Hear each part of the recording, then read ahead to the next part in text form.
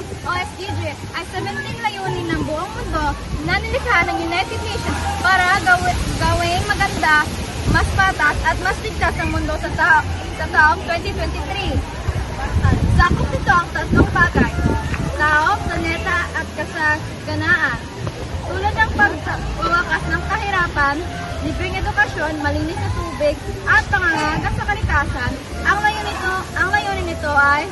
magtutulungan ang lahat ng tao, paaralan at gobyerno para protektahan ang mundo at siguraduhin na may maganda pa rin kinabukasan ang susunod na